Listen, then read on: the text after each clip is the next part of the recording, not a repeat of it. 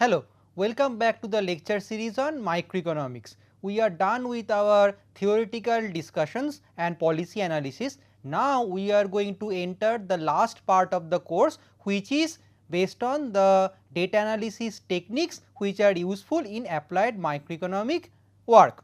So, we are going to start our discussion with linear programming analysis. Now, linear programming is a mathematical technique which bridges the gap between abstract economic theory and applied managerial decision making in practical world. So, what could be a definition of linear programming problems? So, linear programming is basically a special case of mathematical optimization method which tries to find out optimal solution of mathematical economic models involving linear relationships. It is interesting to note that two scholars independently worked on similar problems and developed this field, one Russian mathematician Leonid Vitalevich Kantorovich and the other one is an American mathematician George Dantzig. So, after their fundamental work, Professor T.C. Koopmans, a Dutch American economist, also contributed heavily in this field, and that is why Professor Kantorovich and Koopmans shared Nobel Prize of the year 1975. So, in this course we are going to only look at the tip of the iceberg. We are only going to study very simple linear programming problems, but actually it is a vast field of research and it is an heavily applied field. So, we will start with a standard formulation of a linear programming problem. So, we start with the standard form and typically that is a maximization problem.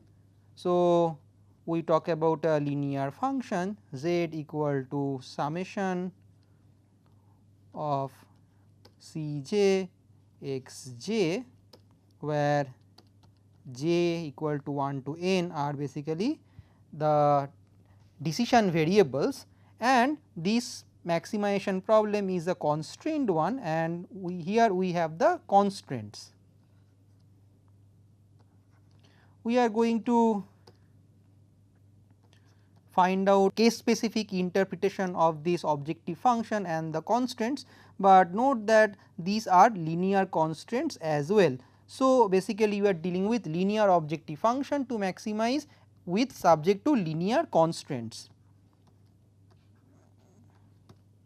Okay, and let us assume that there are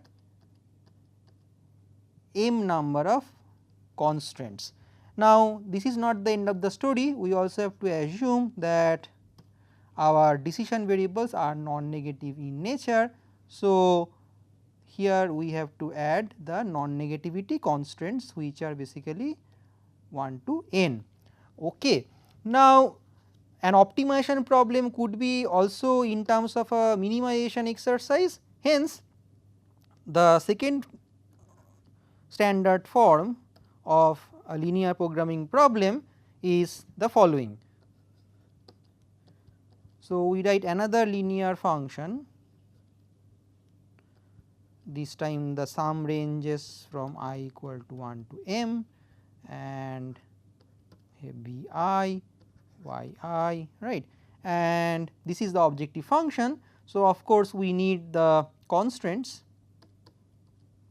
So, we have to first write the linear constraints.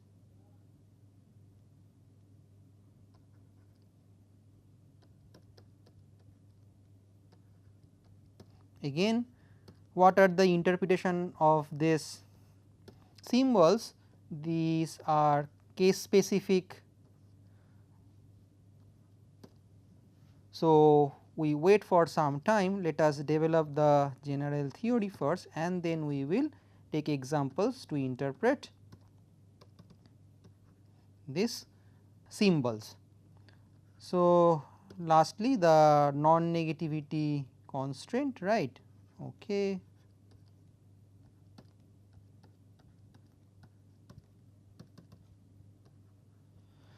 Okay, fine.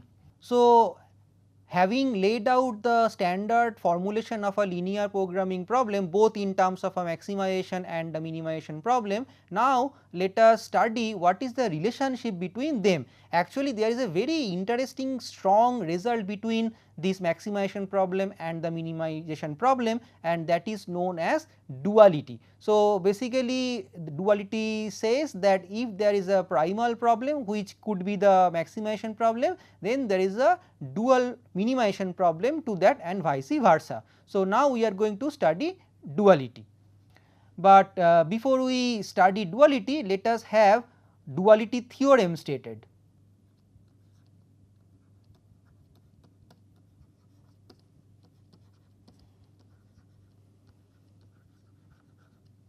So, duality theorem states that the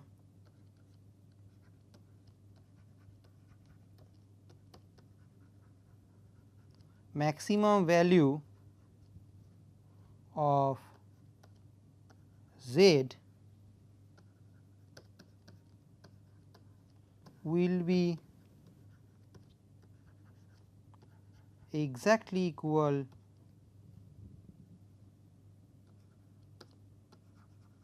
to the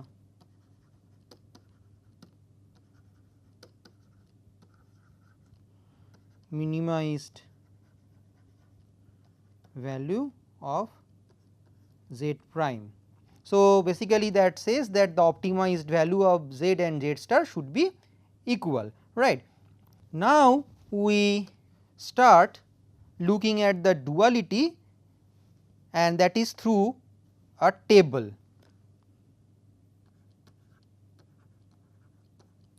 So, here let us list down the dual decision variables which are basically y1, y2 to ym, and now let us list the primal decision variables which are n number of them. Okay. So, there are n variables x1, x2 to xn, and there we also write the primal relation,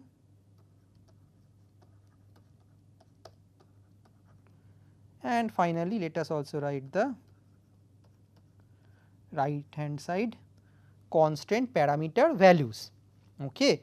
So, here at the bottom we write dual relation, and again we list down the right hand side parameter values in the dual problem. Okay. Fine. So, now we are going to write down these coefficients,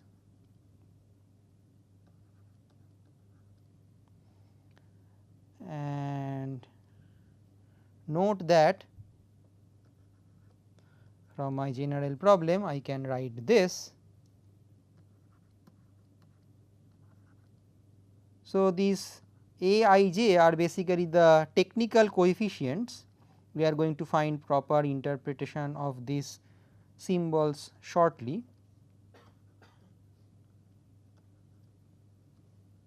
And then if we continue like this, we get AM1, AM2, AMN less than equal to BM. Okay. So, now note that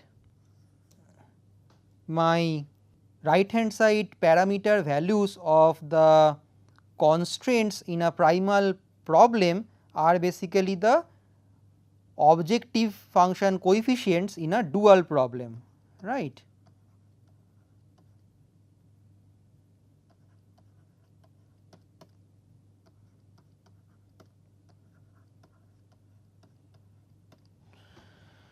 Okay, so now let us go back to complete the table. So here in the case of dual problem, the direction of the inequality is reverse, okay, and there is a change in the parameter values in the constraint also, and here we note that the C1, C2, Cn, these basically were the primal objective function coefficients,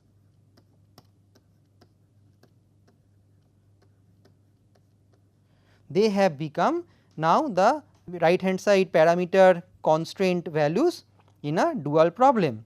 Okay. So, after having this brief discussion on duality, let us find out some economic problem through which we can understand the deeper details of linear programming problem. So, we will start with a standard production problem. So, in a standard production problem, let us assume we are talking about n outputs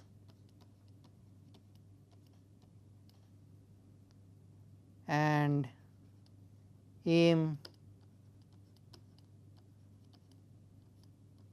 inputs, okay, and let us assume that we are talking about short run. So, basically in short run, so we can just write this is like features of our LPP, linear programming problem. So, we have the short run where there are resource constraints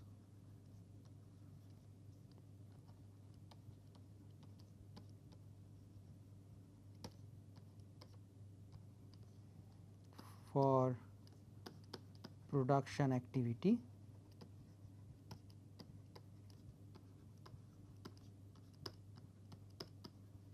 Okay, fine. So, now let us write down a primal problem of this multi output, multi input farm. So, we are going to write a profit expression of this multi output farm, because we assume the objective of the farm is to maximize profit of its operation. So, let us assume that P1, P2 etcetera are basically unit profit of commodity 1, commodity 2 respectively. So, we are basically going to have n number of commodities, right. So, this is what we have. Okay. So, now let me write down these variables in detail, so that there is no confusion later on. So, this is basically per unit profit,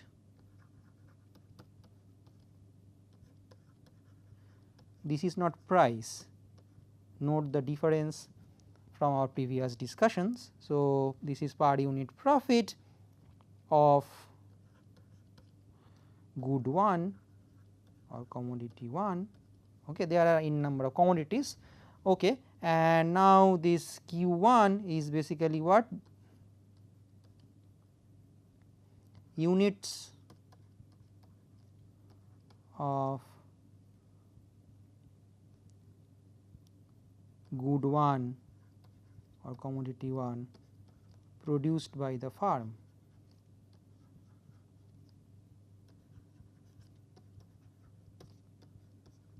So, in total PQ gives basically the profit generated by one output, and the farm basically wishes to maximize the sum total of profits coming from all types of outputs it produces, right.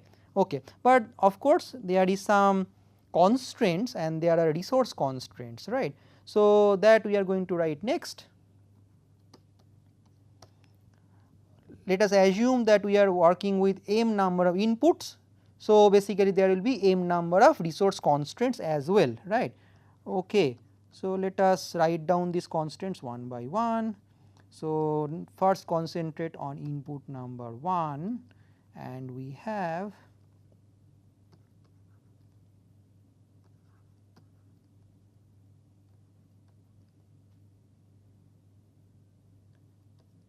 this. Okay. So, what does it say? Now, it involves these symbols like A11, AN, etc. So, let us find out the interpretation of this. Okay. So, this is basically these AIJs are basically my input output coefficients. This is like the technical coefficient of production model. So, that basically shows quantity of input 1 being used to produce 1 unit of good 1. Okay. So, this is basically giving us the absorption of input 1 in production of commodity 1. So, similarly we get n components showing the absorption of input 1 in n different commodity production. So, the sum total of absorption of input 1 shall be less than the total quantity available of input 1. So, basically this x 1 here is giving the availability fixed, of course, fixed availability of input 1. Okay. So, now let us go to other constraints. So, there will be m number of them because there are m number of inputs. So, we straight go to the mth and the final constraint.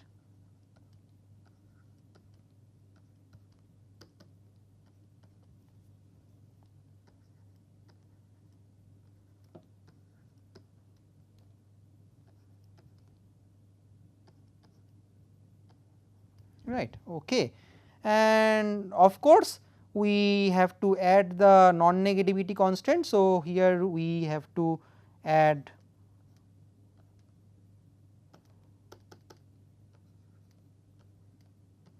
this non-negativity constant. So, these are basically the decision variables which are basically output levels produced by the firm. Okay.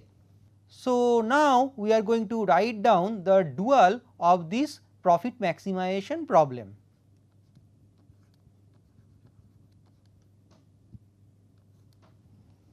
So, in dual we write there is something like there is some linear objective function to start with, say v, and we write v1 times x1 plus, note that here the constraint values of the fixed inputs which are basically x1 xm, which are basically the constraint coefficients have now entered in the objective function, and I hope you have remembered this discussion on duality. It is basically following that discussion. Okay. So, we write a dual linear objective function and this now has to be minimized. Okay. So, I forgot to write this here. So, this is basically a maximization problem. Okay. So, here we are going to have a minimization problem. Okay. Minimize v.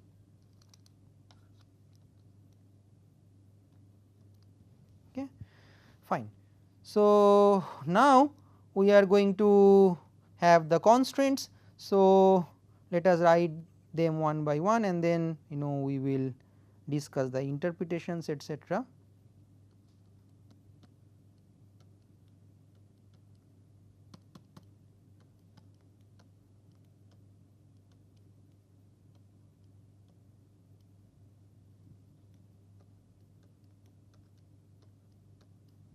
There will be m number of constants, but before that we shall interpret what is happening here. So, let us start with this term here. Okay. So, first we have to understand what is this V1. Now, I will take you to the discussion that we had long back on economic profit and accounting profit. And what was the difference between them? We have said that there are many inputs for which ready made cost numbers or input prices are not available, because some of them are of that nature only.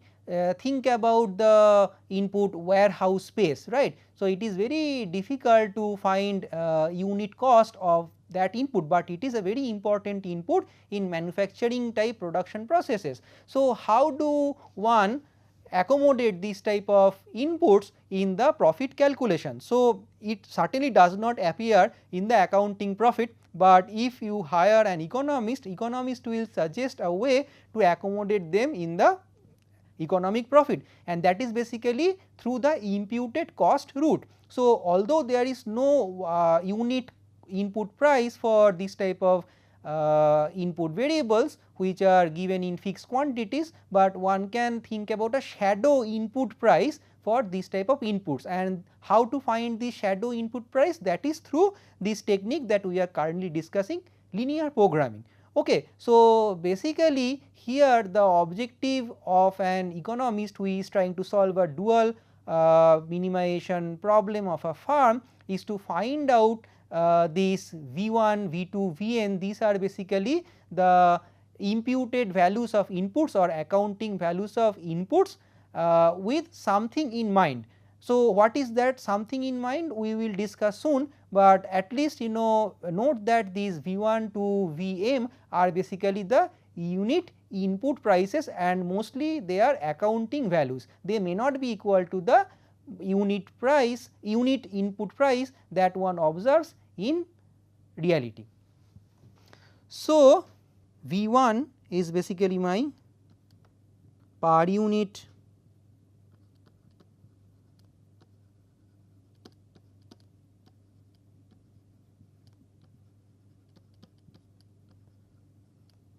accounting value, which is imputed of course,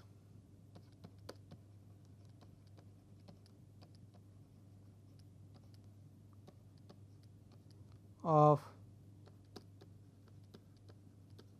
input 1. So, if say my first input is warehouse space, so then in that case V1 would be the accounting value of 1 unit warehouse space. So, if my input number 2 is machine hours, then V2 would be the imputed price or accounting value of 1 unit machine hour.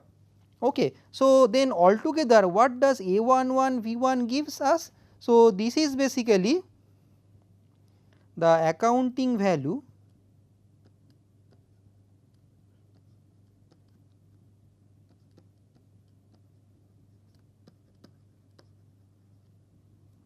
of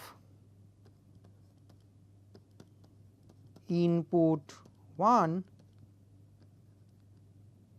used in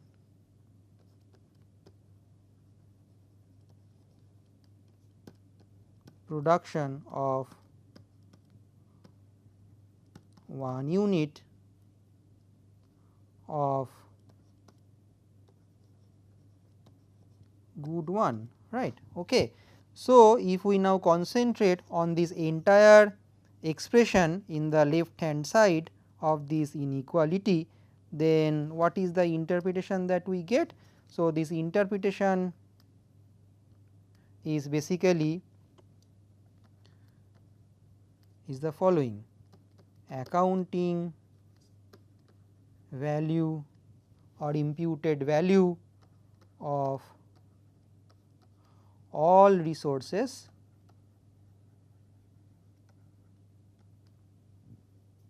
used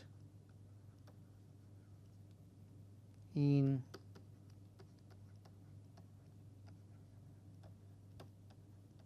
producing a unit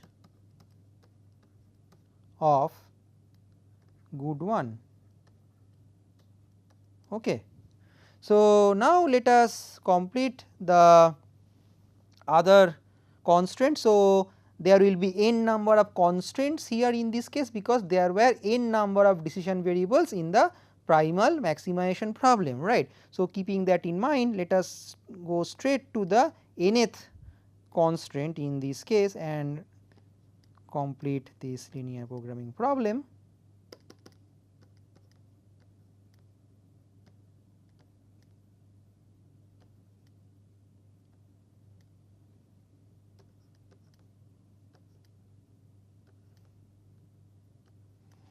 Okay, do not forget to write the non-negativity constraints.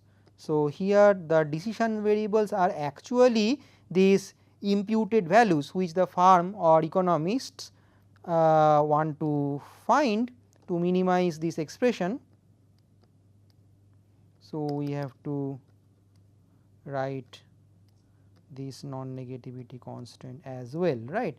Okay. So, they are all positive. So, now let us look at the objective function that we started with. What is basically the interpretation of this objective function? So, earlier in the primal problem we understood that the firm's objective was to maximize the profit from all outputs that it produces, right. So, here this says something different. So, now we have proper understanding of these x's and these v's. So, basically what does this individual component give? V1 x1. So, that is basically the cost in imputed sense that the firm incurs on input 1, right. So, basically this V, which is sum total of V1 x1 to Vm xm, actually gives total value of all inputs used in production process.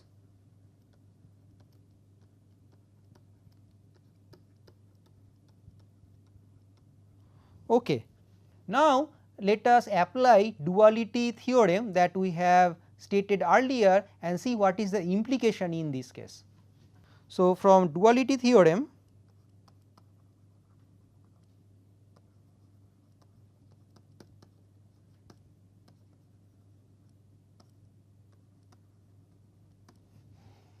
we can write the maximized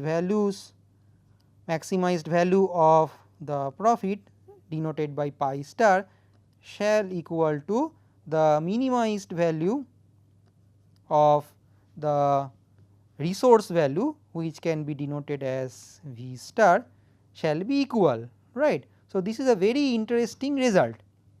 So, we will continue our discussion on linear programming problems in the next lecture.